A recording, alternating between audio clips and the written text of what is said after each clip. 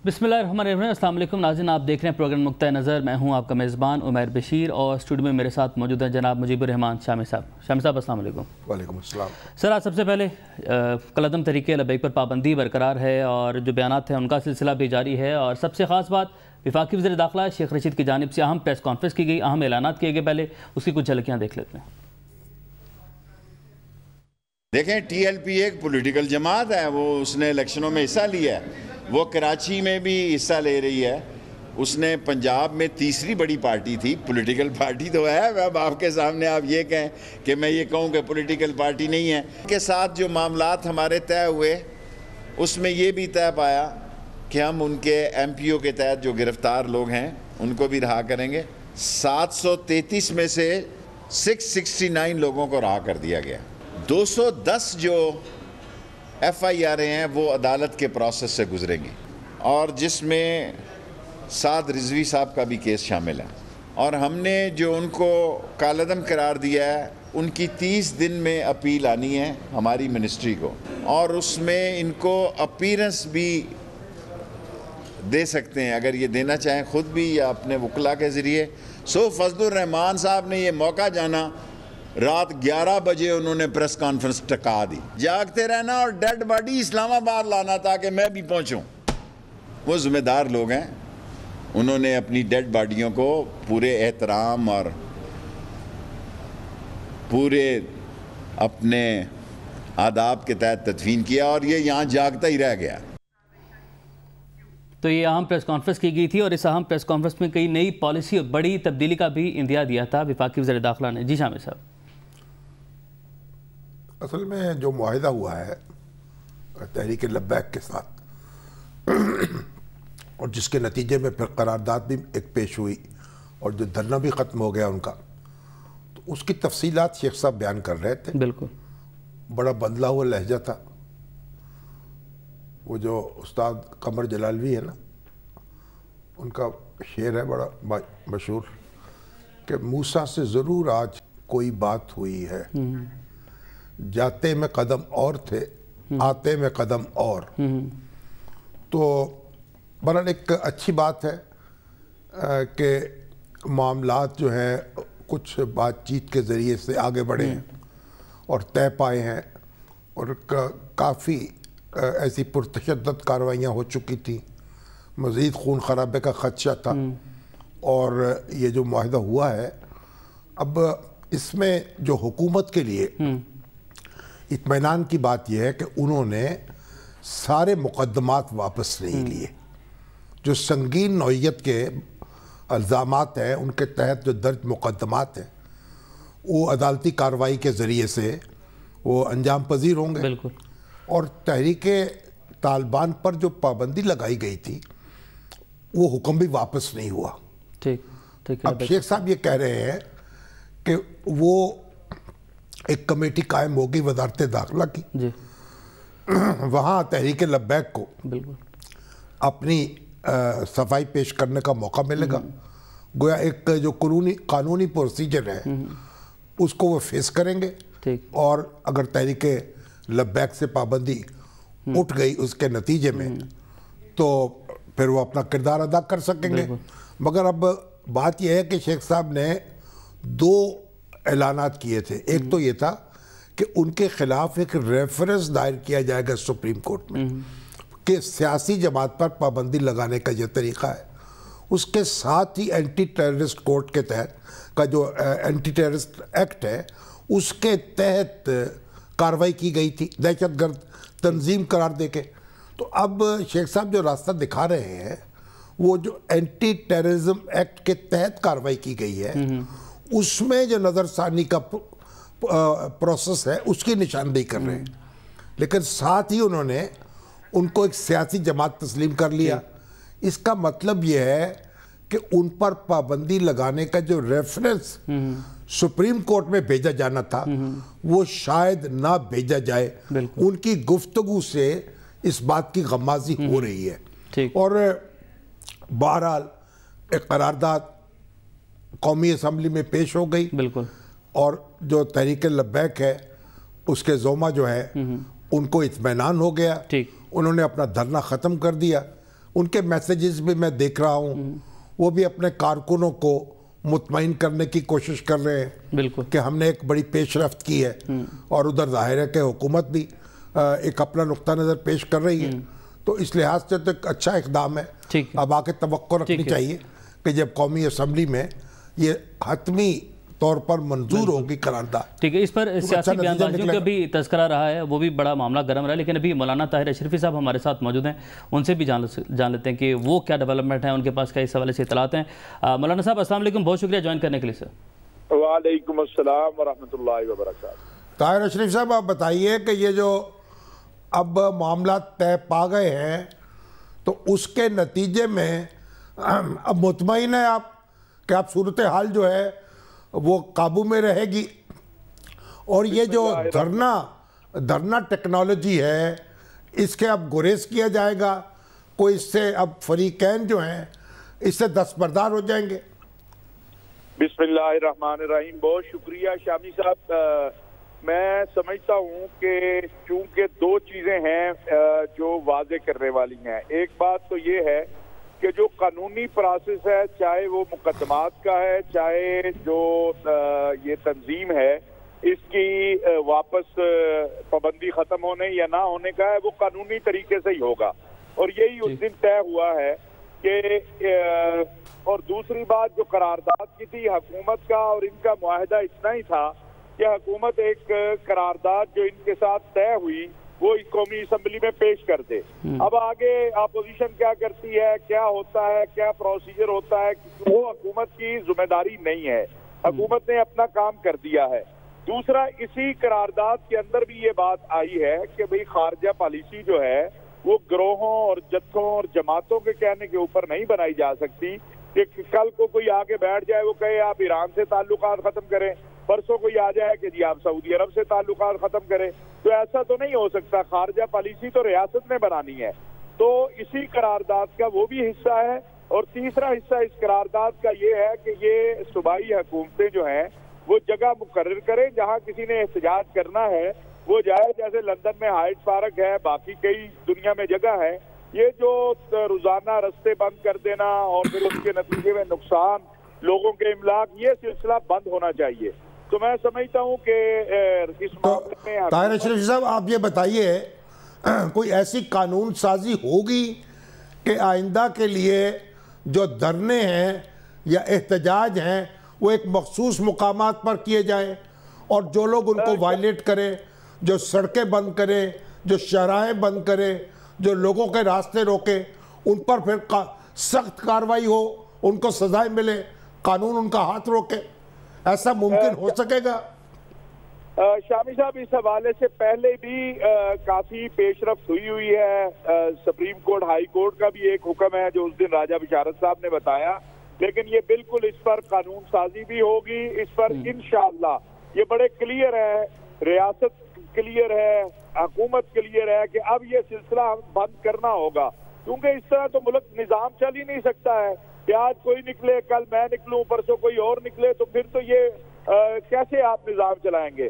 تو یہ ایک حکومتی سطح پہ، ریاست کی سطح پہ ایک چیز طے ہو گئی ہے کہ یہ سلسلہ کار اب بند کرنا ہوگا، اور ہمیں دوسری طرف بھی توجہ دینی ہوگی کہ ہمارے جو متشددانہ رویے ہیں، خواہ وہ پولیٹیکل لوگوں کے ہو، وہ بھی کل آپ نے دیکھا ہے کہ ہمارے سابق وزیر اعظم ہیں، انتہائی محترم ہیں، انہوں نے کیا جملہ استعمال کیا، خواہ وہ مذہبی لوگوں کا ہو، جو متشددانہ رویے ہیں۔ نہیں، وہ تو ایک قومی اسمبلی کے اندر ایک غیر محتاط الفاظ استعمال کرنا ایک اور بات ہے، سڑکوں پہ دھرنا دینا، قانون ہاتھ میں لینا ایک اور بات ہے۔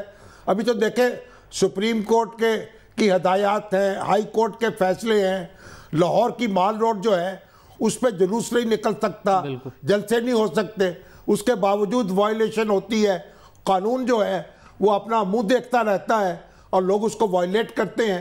تو کوئی ایسا نظام کرنا چاہیے کہ جو لوگ ایسا کریں ان پر سخت سزا ملے، جو اس کی اپیل کریں، جو اس کے محرک ہوں، جو اس کا انتظام کریں، سب کو سزائیں ملے۔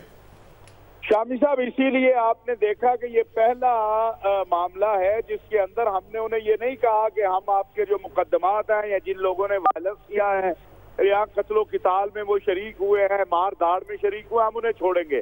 ہم نے کہا عدالت کا پروسیس ہے، قانون کا پروسیس ہے، قانون کے ذریعے ہوگا جو بھی ہوگا. کوئی اس معاملے میں نہ کسی نے کوئی شورٹی دی ہے، نہ کوئی اس معاملے میں گفتگو ہوئی ہے، اور اس کی بنیادی وجہ یہی ہے جو آپ فرما رہے ہیں. بالکل اس کا پس منظر یہی ہے کہ یہ سلسلہ بند ہونا چاہیے، اور انشاءاللہ باذن اللہ تبارک و تعالی اللہ پاک نے چاہا اور ریاست نے جو فیصلے کیے ہیں اس پر عمل ہوا تو یہ سلسلہ بند ہوگا. ٹھیک ہے مولانا طاہر شریف صاحب، بہت شکریہ آپ کے وقت کے لیے. شامی صاحب، ابھی آپ نے ذکر کیا، یہ بڑا اہم پوائنٹ ہے کہ حکومت نے یہ پلان تو بنا لیا کہ آئندہ جو احتجاج ہیں، جلسے جلوس ہیں، یہ روکے جائیں گے. جیسا بھی آپ نے مالوٹ کا بھی ذکر کیا، تو اس کے باوجود یہ سب کچھ ہو رہا ہے. اس کے لیے کیا حکومت اتنی تمام سیاسی جماعتوں کو اس کی پابندی کرنی چاہیے، تمام مذہبی جماعتوں کو پابندی کرنی چاہیے. نہ کسی کو یہ ضرورت ہی نہیں ہونی چاہیے کہ اس طریقے کے اقدامات کرے، اعلانات کرے، اس طرح احتجاج کرے. احتجاج حق ہے، بالکل آپ ڈیمانسٹریٹ کر سکتے ہیں، بالکل کر سکتے ہیں، اس کا ایک طریقہ ہے.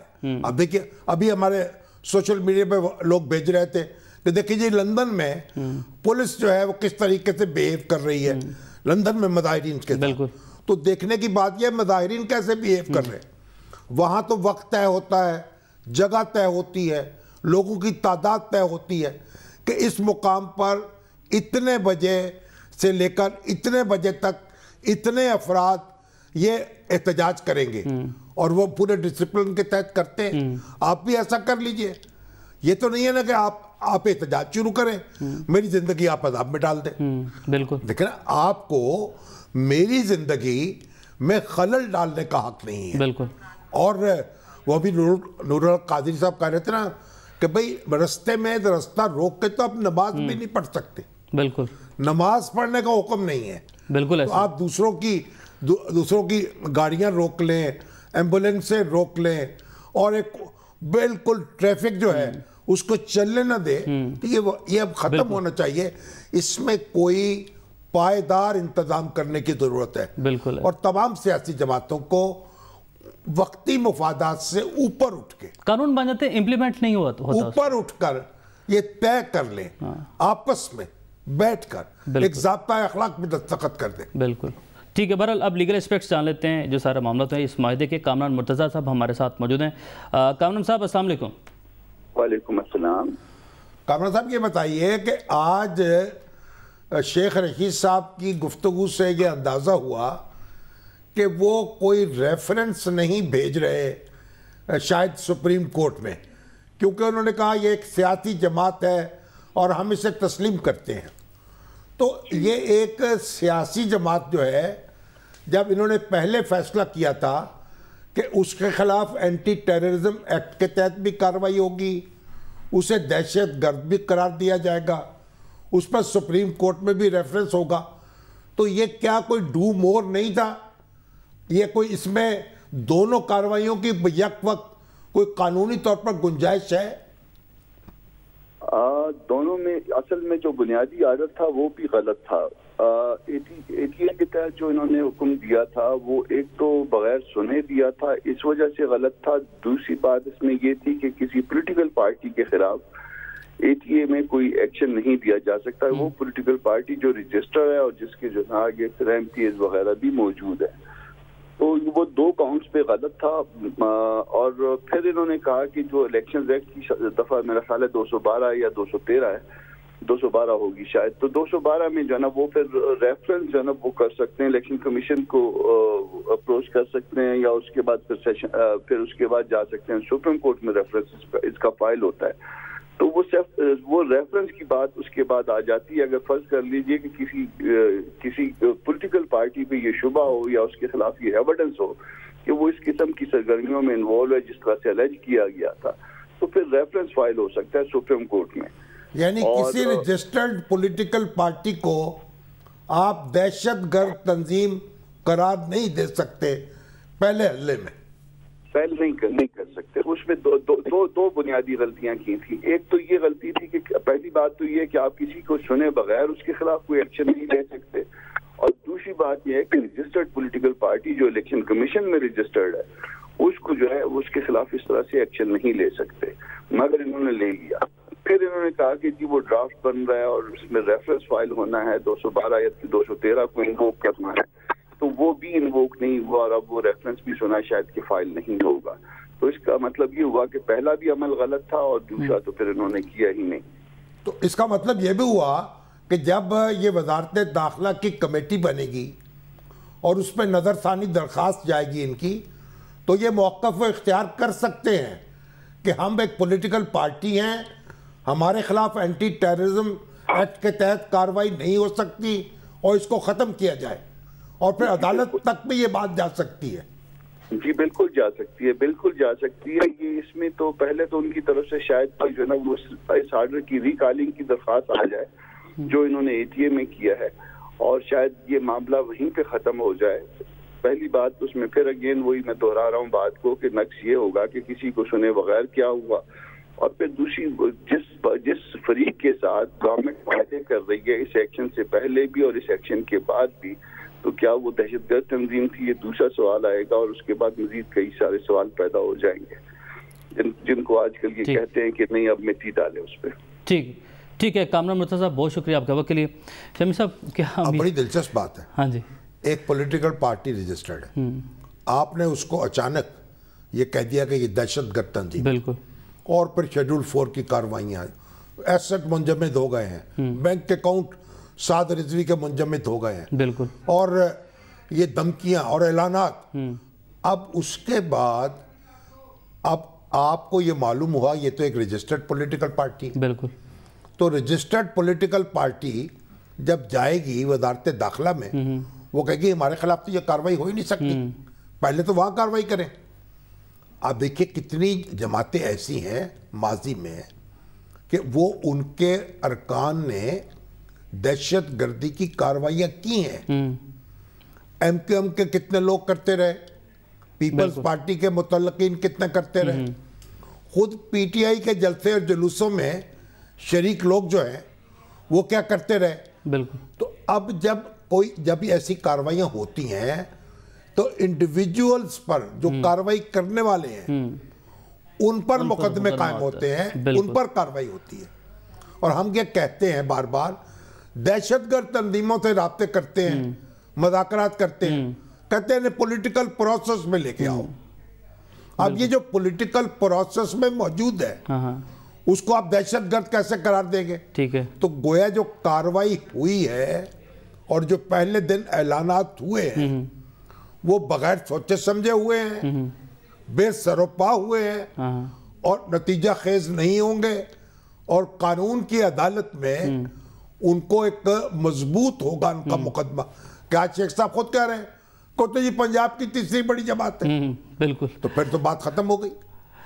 تو یہ پہلے نہیں پتا تھا، جلد بازی میں کیا. ان کے پاس ماہرین قوانین جو ہیں بابر اعوان صاحب ہیں، جلد بازی میں کیا، بغیر سوچے سمجھے کیا، بغیر دیکھے بالے کیا، جو کچھ بھی کیا دھرا آپ کے سامنے ہے. ٹھیک ہے، سامنے آ گیا. اچھا سر، اس پہ جو ایک اور معاملہ ہے، میکنزم بنایا جانا ہے دہشت گردی کے خلاف جو شیخ رشید صاحب نے بنانا ہے. اس میکنزم اور نئی اسٹریٹجی کی کتنی اشد ضرورت ہے موجودہ صورتحال میں؟ وہ جب لائیں گے باتیں تو بہت ہوتی ہیں، بالکل، دعوے بہت کیے جاتے ہیں، ہوتا کچھ نہیں. جب کچھ کر کے دکھائیں گے تو پھر پتہ چلے گا. ٹھیک ہے. ابھی تو دعوے ہیں اور وعدے ہیں. شیخ صاحب کی پہلی پریس کانفرنس دیکھ لیں، بالکل، اور آج کی دیکھ لیں، تضاد پائے جا رہے ہیں، بدلا ہوا زمانہ ہے. بالکل. تو جو حکومتی رویہ ساری اس کی خود ہی نفی کر رہے ہیں. اس میں ایک اور اہم پہلو نکلتا ہے، ایک اور اہم جو اس میں اینگل نکل رہا ہے ساری صورتحال میں، وہ سیاسی بیان بازی ہیں. سیاسی بیان بازیوں کا ذکر کیا جا رہا ہے، ایک دوسرے پہ الزامات لگائے جا رہے ہیں. آج بھی وزیر داخلہ نے بھی ذکر کیا، وزیر اعظم پاکستان عمران خان صاحب نے بھی تقریب سے خطاب کیا، اس میں بھی انہوں نے دوسری جماعتوں پر الزامات لگائے. تو اس ساری صورتحال میں شاہد خاقان عباسی صاحب کا بھی کل ہم نے دیکھا قومی اسمبلی میں جس طریقے سے انہوں نے جو گفتگو کی وہ نہیں سب کہنے کرنی چاہیے تھی. تو انہوں نے کیا کہا پہلے وہ دیکھ لیتے ہیں، اس کے بعد پھر اس پر مزید بات کرتے ہیں. جی شاہد خاقان صاحب آپ بات کر رہے ہو نہیں، آپ اپنا لینگویج کا آپ ہمیشہ جو اس طرح بیہیو کرتے ہیں، آپ کو بھی میں وہ کام کروں گا. آپ اپنے حد میں رہیں، آپ بھی اپنے حد میں رہیں. آپ جو ہے نا اپنے حد میں اپنی سیٹ پہ جائیں. تو شامی صاحب، شاہد خاقان عباسی صاحب سابق وزیر اعظم پاکستان رہے ہیں. انہوں نے کل جو گفتگو کی ایسی بات کی کہ جوتا اٹھا کے मारूंगा और वो स्पीकर के उसी डायस की तरफ बढ़े, तो ये कोई अच्छी बात नहीं हुई। बिल्कुल, उन्होंने खुद भी एक इस पे माजरत की है शाहजेब खानदादा से गुफ्तगू करते हुए। उस प्रोग्राम में आज उनको स्पीकर की तरफ से एक शोकाज नोटिस जारी हुआ है, और जिसमें 7 दिन के अंदर अंदर उनको वजाहत के लिए कहा गया है। और वो हमारे अब्बासी साहब जो MNA हैं, उन्होंने भी बड़ा हंगामा किया है कि उन पर पाबंदी लगाई जाए, उनको रोका जाए।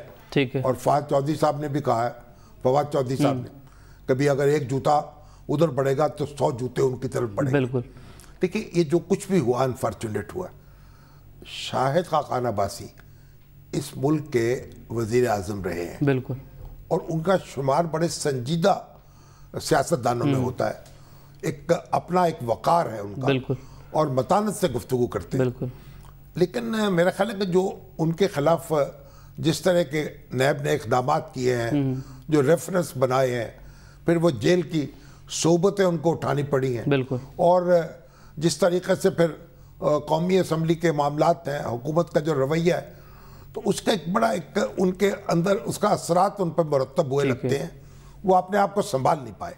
एक असल बात यह है कि जो भी हालात हो, जो भी मुश्किलात हो, आपको अपने वकार पे समझौता नहीं करना चाहिए। आप रोल मॉडल हैं हमारे। आप रोल मॉडल हैं, नौजवान आपकी तरफ देखते हैं। बिल्कुल। और वो तो एक अच्छे यानी पार्लियामेंटेरियन है। बिल्कुल ऐसे ही। और एक जो वजीर आज़म रहे हैं, सादगी के साथ, मतानत के साथ अपना काम किया है, काम से काम रखा है, तो हमारे उनको बड़ी एहतराम की निगाह से देखा। बिल्कुल ऐसे ही है। तो मेरा ख्याल है कि आप वो खुले दिल से उनको माफ़ी मांग लेनी चाहिए, माजरत करनी चाहिए। ठीक। और हमारे ऐवान का वकार बरकरार रखना चाहिए।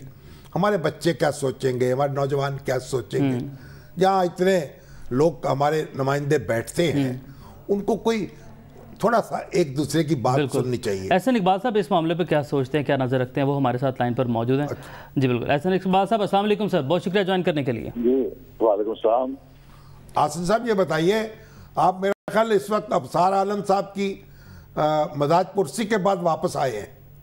जी मैं बस वहाँ से ही अभी निकला हूँ हॉस्पिटल। तो पहले तो ये बताएं कि अबसार आलम साहब का क्या हाल है? जी अभी डॉक्टर्स ने उन्हें इंतहाई निगहदाश्त के वार्ड में रखा हुआ है और अगले 48 घंटे वो उन्हें मजीद ऑब्जर्वेशन में रखेंगे, क्योंकि जो उनका इंटरनल वुंड है वो देखना चाहते हैं कि उससे ब्लीडिंग ना हो, और अभी वो ICU के अंदर ही हैं। तो हम सब दुआ करते हैं कि अल्लाह ताला उन्हें खैरियत से सेहतयाबी। बड़ा ही अफसोसनाक वाक़या हुआ है और पूरी पाकिस्तान में गम और गुस्से की लहर दौड़ी है। लेकिन हसन साहब, ये इस तरह के वाक़यात कैपिटल में होते हैं, दारुल हुकूमत में, और कभी कोई उठा लिया जाता है, कभी किसको धमकाया जाता है, कभी कोई गोली किसी चला दी जाती है और मुल्ज़म पकड़े नहीं जाते। आप एहतजाज करते रहते हैं, हुकूमत बयानात देते रहती है, नतीजा कुछ नहीं निकलता। तो कुछ इसका मुदावा क्या होना चाहिए? आप तो वजीर दाखिला रहे हैं। इसमें बस अब क्या मैं कह सकता हूँ, मेरा ख्याल है कि हमें बहैसियत कौम सबको मिलकर सोचना पड़ेगा कि ये जो वाक़यात हो रहे हैं और जिस रास्ते पे हम चल रहे हैं, हम पाकिस्तान को किस किस्म की रियासत बनाना चाहते हैं। देखिए, रियासत वो मजबूत होती है जिसमें शहरी और रियासत के दरमियान ताल्लुक कुछ आला इक़दार के रोमांस के ऊपर हो। जहाँ पर शहरी और रियासत के दरमियान जबर आ जाए तो वो रियासत अंदर से खोखली हो जाती है। और हम जिस 5वीं जनरेशन वॉरफेयर का जिक्र सुनते हैं, मैं कई दफा कह चुका हूँ कि इस 5th जनरेशन वॉरफेयर को दूसरी जनरेशन या पहली जनरेशन वॉरफेयर के हथकंडों से नहीं जीता जा सकता। ये जो 5th जनरेशन वॉरफेयर अगर मान ली जाए तो this is battle of ideas, और बैटल ऑफ आइडियाज को आप सुपीरियर आइडियाज के साथ डिफीट कर सकते हैं। उसको आप बुलेट के साथ, उसको आप छितर के साथ, उसको आप एब्डक्शन के साथ नहीं डिफीट कर सकते। तो इसलिए ये एक बड़ा लम्हा फिक्री है। इस किस्म के वाकयात पाकिस्तान का बैनुल अक़वामी इमेज बहुत बुरी तरह मुतासर करते हैं, और दुनिया हमें कोई अच्छी निगाह से नहीं देखती कि हमारे मुल्क में मीडिया और जर्नलिस्ट जिनको सजा दी जाती है, जेलों में डाला जाता है, अगवा किया जाता है, گولی کا نشانہ بننا پڑتا ہے. اس قسم کے واقعات تو ان ریاستوں میں ہوتے ہیں کہ جہاں پہ بدترین اصل کوئی آپ کو مل جل کر کوئی ایسا انتظام کرنا چاہیے کہ یہ شہر جو ہے ہمارا دارالحکومت وہ محفوظ ہو اور اس طرح کے لوگ یہاں حرکات و سکنات نہ کر سکیں. بالکل ٹھیک. اچھا اب آپ یہ بتائیے شامی صاحب، ابھی ہمیں بریک کی جانے پڑنا ہے. احسن اقبال صاحب ہمارے ساتھ ہی موجود ہیں جو سیاسی صورتحال ہے اس پر اس کے بریک کے بعد بات کر لیتے ہیں. ناظرین واپس آتے ہیں اس شارٹ بریک کے بعد، ہمارے ساتھ رہیے.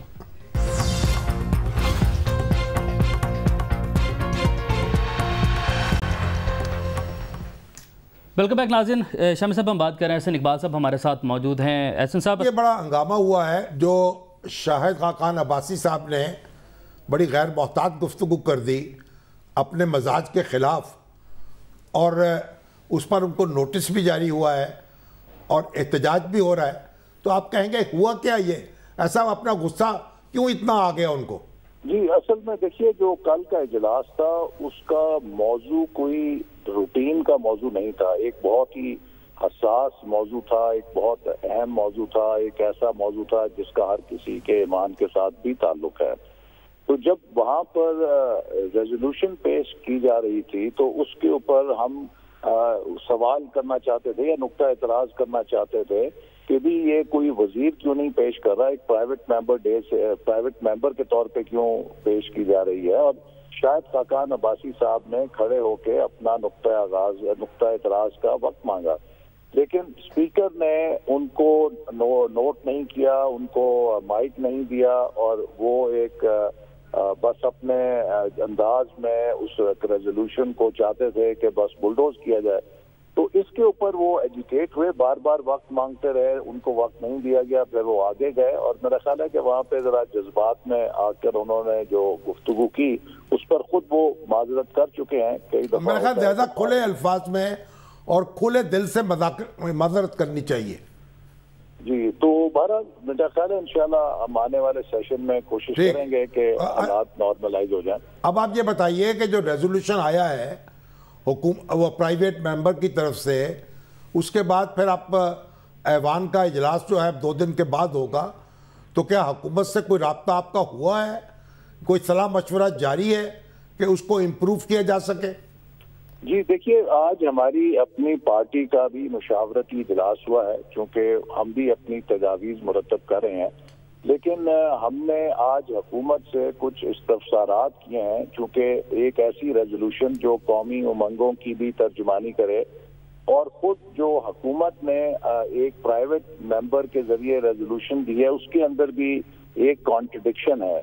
ایک طرف تو وہ کہتی ہے کہ فرانس کے سفیر کو ملک بدر کرنے کا مسئلہ زیر بحث لایا جائے، دوسری طرف اسی قرارداد میں یہ لکھا ہے کہ جو بین الاقوامی تعلقات ہیں وہ خالصتاً ریاست کی ڈومین میں ہوں گے، ریاست کے علاوہ کوئی ان میں مداخلت نہیں کر سکتا کوئی گروہ.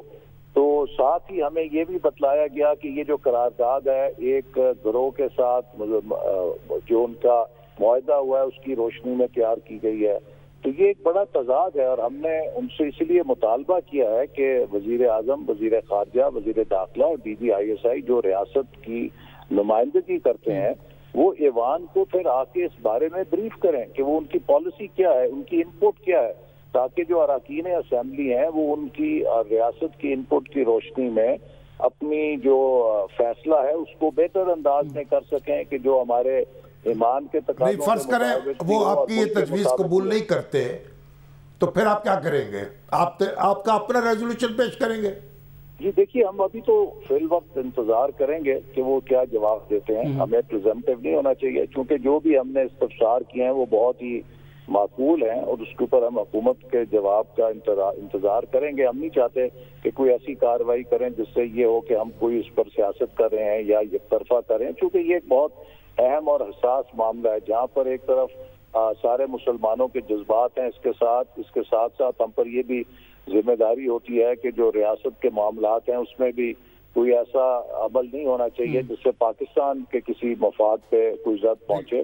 آصف صاحب آپ کو یاد ہے جب آپ وزیر داخلہ تھے، شاہد خان عباسی صاحب وزیر اعظم تھے، اس وقت بھی دھرنا ہوا تھا، اس وقت بھی معاہدہ ہوا تھا، اور وہ معاہدہ کہیں قومی اسمبلی میں پیش نہیں کیا گیا، اور اس معاہدے پہ حکومت نے دستخط کر دیے چپکے سے. تو اب اگر حالات کا دباؤ ایسا ہے کہ اس طرح کے معاہدے اس طرح کے پریشر میں کرنے پڑتے ہیں تو پھر آپ اس ماحول کو نظر انداز تو نہیں کر سکتے. جی دیکھیے شامی صاحب، اس معاہدے کا اور اس معاہدے کا فرق ہے. پہلی بات یہ کہ وہ جو معاہدہ تھا اس کا سارا تعلق ہماری داخلی صورتحال سے تھا، اور اس وقت کسی جگہ کسی فریق کا یہ مطالبہ نہیں تھا کہ اس معاہدے کو قومی اسمبلی میں پیش کیا جائے. اب تو ایک فریق کے اصرار اور اس معاہدے کی شکل میں جو حکومت نے کیا ہے اس کو قومی اسمبلی کے اندر لایا گیا ہے، اور اس معاہدے کا تعلق ہماری خارجہ پالیسی کے ساتھ بھی ہے. تو اس لیے جب خود حکومت اس ریزولوشن میں یہ بات کہہ رہی ہے کہ ریاست کے بغیر یہ فیصلے نہیں ہو سکتے، تو جب تک مگر بات تو بحث کی جا رہی نا، یعنی مطالبہ صرف یہ ہے کہ بحث کی جائے، یہ نہیں ہے کہ کوئی فیصلہ خاص نوعیت کا کیا جائے. تو پارلیمنٹ خود مختار ہے اور مجاز ہے کہ وہ کوئی فیصلہ کرے. جی شام صاحب، جو پارلیمنٹ وہاں پر بحث کرے گی اس کے لیے جو اسی قرارداد کے اندر قرار دیا گیا ہے کہ یہ ریاست کا ڈومین ہے، جب تک ریاست کی انپٹ اور حکومت کی پالیسی سامنے نہیں آئے گی تو اراکین تو انفارمڈ بحث نہیں نہ کر سکتے. دیکھیے جو بھی ڈسکشن ہوتی ہے پارلیمنٹ کے اندر، it has to be an informed discussion. یہ سب سے بڑا ایوان ہے، اس ایوان کی کارروائی کو پوری دنیا بھی دیکھتی ہے اور ملک کے عوام بھی دیکھتے ہیں. لہذا یہ ابھی تک آپ کا کوئی رابطہ براہ راست حکومت سے یا اسپیکر سے اس معاملے میں نہیں ہوا؟ اسد عمر صاحب کو ٹاسک بھی دیا گیا تھا کہ وہ رابطہ کریں گے. اسد عمر صاحب نے کل اسمبلی کے فلور پہ کہا تھا کہ ہم اس پر مل کر بیٹھ کے بات کریں گے، لیکن آج ہماری جو اپنی انٹرنل ڈسکشن ہوئی ہے اس کی روشنی میں ہم نے ان سے چند استفسارات کیے ہیں، چونکہ وہ اگر انفارمیشن مل جائے تو ہم اپنی تجاویز کو بہتر شکل دے سکتے ہیں. ٹھیک ہے احسن اقبال صاحب، بہت شکریہ سر آپ کے وقت کے لیے. شامی صاحب اب ہمیں آگے بڑھنا ہے اور بڑی ڈیٹیل ڈسکشن ہوگی اس اہم ایشو پہ، اہم معاملے پر. اور پاکستانی نیاد American businessman Tahir Javed صاحب، ان کی کاوشیں جو ہیں وہ اب بالآخر رنگ لائی ہیں. تمغہ امتیاز صدارتی اعزاز سے نوازا گیا. پارٹی کے ماشاءاللہ ایک بڑے لیڈر ہیں. بالکل. تو یہ جو کانفرنس ہو رہی تھی ماحولیاتی تبدیلی کی، جس میں پاکستان کو انوائٹ نہیں کیا گیا تھا، اب وہ انویٹیشن سنا آ گیا ہے. بالکل. وہ امین اسلم صاحب، جی امین اسلم صاحب یہاں سے ان کو وہ جائیں گے. مشیر ہیں وزیر اعظم. بالکل. کتنی بڑی کامیابی ہے یہ اور کتنا اہم ہے یہ. بظاہر تو یہ جو ذمہ داری ہے ہماری وزارت خارجہ ہے، اس کو یہ ذمہ داری نبھانی چاہیے. چلیے اب اگر کسی نے آپ کو دعوت نہیں دی اور نہیں بلایا تو اس میں اتنا زیادہ پریشان ہونے کی کیا ضرورت ہے؟ ایک لابنگ کا ذکر کیا جاتا ہے کہ ہمیں اپنی لابنگ کرنی ہے. بھارت کے حوالے سے پاکستان ہمیشہ کہتا ہے کہ بھارت لابنگ کرتا ہے، لابنگ مضبوط ہے اس کی. تو ہماری وزارت خارجہ کیا یہاں پر کچھ کوتاہی کر رہی ہے، کچھ کام پورا نہیں کر رہی؟ اب اتنا ہمیں پریشان نہیں ہونا چاہیے. اگر نہیں بلایا کسی کانفرنس میں تو نہ صحیح، تم روٹھے ہم چوٹے، اتنے پریشانی کیا بات ہے. ٹھیک ہے، موسم ٹھیک کر لیں وہ دنیا کا اور ماحولیات بدل دے. ہم پہلے خود کو اس جگہ پر کھڑا کریں کہ ہمیں خود وہ مدعو کریں. اب جو امریکہ کوشش کر رہا ہے، پہلے تو خود ٹرمپ صاحب جو تھے انہوں نے یہ سارا معاملہ ہی چوپٹ کر دیا تھا، اور اس میں تو وہ کہتے تھے ماحولیاتی تبدیلی ایشو نہیں ہے.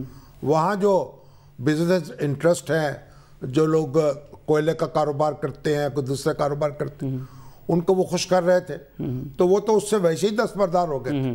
اب جو بائیڈن آئے ہیں اور اب انہوں نے پھر نئے سرے سے یہ، اور وہ تو کہتے ہیں کہ جو ماحولیاتی تبدیلی ہے اگر اس پر توجہ نہ دی گئی تو پورا یہ جو کرۂ ارض ہے نا وہ چند سال میں پتہ نہیں کیا اس کی شکل بن جائے گی.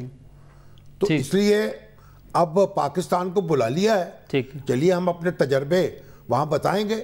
طاہر جاوید صاحب جو ہیں اگر انہوں نے کوشش کر کے انویٹیشن بھجوایا ہے تو ان کا بھی شکریہ.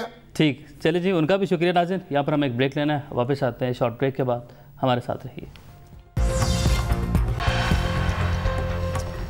ویلکم بیک ناظرین. شام صاحب آخر میں ہم بات کریں گے عمر قصوری صاحب جو ہیں وہ وفات پا گئے ہیں. بھائی عمر محمود قصوری صاحب جو ہیں بڑے معروف قانون دان تھے. محمود علی قصوری صاحب ہمارے سابق وزیر قانون اور ایک بڑے لیڈر اور بڑے وکیل اور تحریک پاکستان میں حصہ لیا. بڑے قصوری خاندان، ایک بڑا خاندان ہے. ان کے دادا جو تھے عمر قصوری کے، وہ آل انڈیا کانگریس کمیٹی کے رکن تھے اور وہ انتقال ہو گئے ان کا. اللہ تعالیٰ ان کی مغفرت کرے. خورشید قصوری صاحب کے چھوٹے بھائی تھے اور بڑے ہنسمکھ تھے. گزشتہ کچھ عرصے سے بیمار تھے, سرگرمیاں محدود ہو گئی تھی. میاں محمود علی قصوری کے ساتھ, ان کے ساتھ بڑی یادیں وابستہ ہیں. بھٹو دور جب ہمیں گرفتار کیا گیا, میاں محمود علی قصوری گرفتار ہوئے, اے ماسٹر اصغر خان ہوئے, خورشید قصوری ہوئے, جاوید ہاشمی ہوئے, ان کے ساتھ میں بھی تھا, ہمیں بھی گرفتار کیا گیا. اس وقت میں عمر جو تھے وہ بڑے بےتاب تھے, وہ ہماری خبر گیری کرتے تھے, جیل میں ملنے آتے تھے, مقدمہ لڑتے تھے. بڑی ایک ان کی خدمات تھیں. ایک ایسا مسکراتا ہوا, ہنستا ہوا شخص جو ہے دنیا سے چلا گیا. اللہ تعالیٰ ان کی مغفرت کرے اور خورشید قصوری صاحب کو اور ان کے بچوں کو اور ان کے بھائیوں کو تو صبر دے. اللہ تعالیٰ سے ہم اور کچھ اس کے سوا کیا کر سکتے ہیں, دعا کے. بالکل.